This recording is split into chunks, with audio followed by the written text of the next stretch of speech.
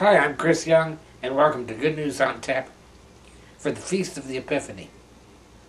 For years, you've probably seen the TV commercials for V8 vegetable juice, where someone slaps themselves on the forehead and exclaims, "Wow, I could have had a V8." It's that sudden realization of something that you hadn't realized before, that sort of an aha moment, which is called an epiphany. This week's gospel is a familiar story of the visit of the Magi. We get the same reading every year on the Feast of the Epiphany. And we use the word epiphany because the Magi have this realization, this aha moment, that this little child in a lowly place was destined for greatness, the greatness of a king. It's also an epiphany, or an aha moment, because Jesus is revealing himself to these visitors, even though they're not from among the Jewish people, from God's chosen people. The Jews were expecting Jesus, but the outsiders, the Gentiles, they weren't. So this is their aha moment. Matthew's gospel was written primarily for a Jewish audience, so he includes this story to say to the Jewish people, look, even non-Jewish people recognize who Jesus is. Therefore, you'd think that the Jews who had been waiting for this Messiah for all these centuries would recognize him as well. But as we know, many of them did not.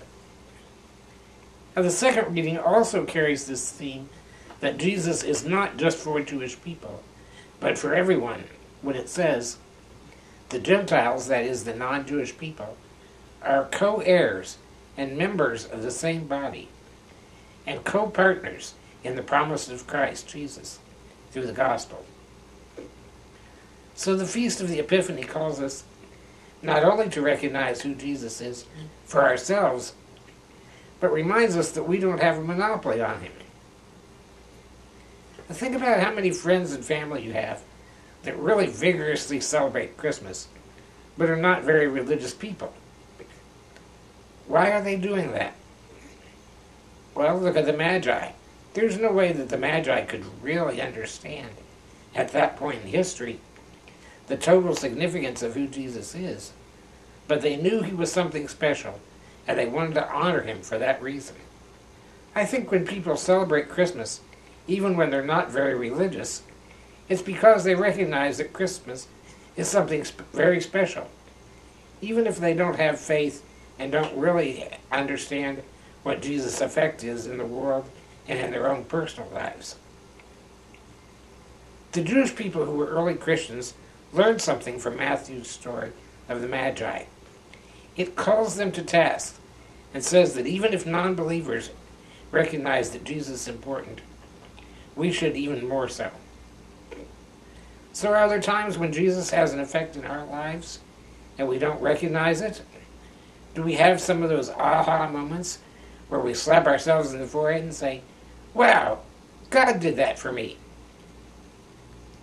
Consider the love that you feel from family and friends who are not very religious. Perhaps God is trying to use them, like he used the Magi, to give us an epiphany. Because if your non-believing friends and family understand what unconditional love is, if they understand what selfless giving is, if they understand what peace on earth and goodwill towards all really means, then maybe we need to have an epiphany of our own. And that's Good News on Tap for the Feast of the Epiphany.